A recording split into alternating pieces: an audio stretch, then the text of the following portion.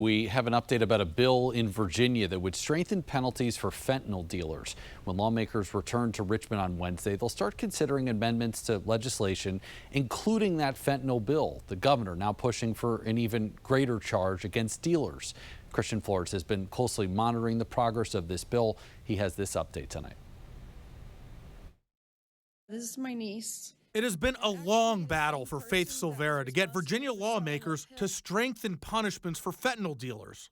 The dealers just callously let her die. After her niece Paula died from an accidental overdose 4 years ago, We want someone to say, like, hey, I could get some serious charges out of this. Virginia lawmakers passed a bill that would allow prosecutors to charge dealers with involuntary manslaughter if they sold fentanyl-laced drugs that killed somebody.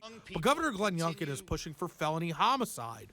We have collectively worked together to make an impact on the evil of fentanyl. I do think that the involuntary manslaughter was a step in the right direction, but the fear of being charged with felony homicide, I believe is a deterrent. It's back to the drawing board for bill author, Delegate Josh Thomas, and his colleagues, who will have to determine whether to approve Youngkin's amendment during Wednesday's reconvened session.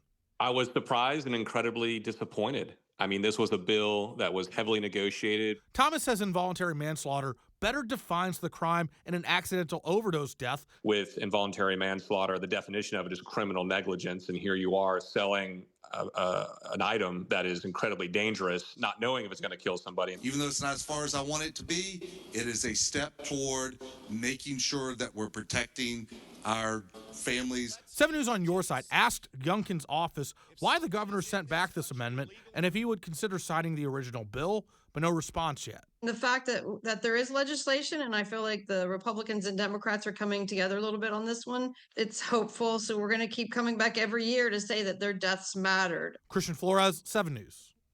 As Christian mentioned, Virginia lawmakers return to Richmond on Wednesday, and when it comes to this fentanyl bill, they essentially have two options. Lawmakers can either approve Governor Youngkin's amendments or send the original bill back to the governor to see if he will sign it.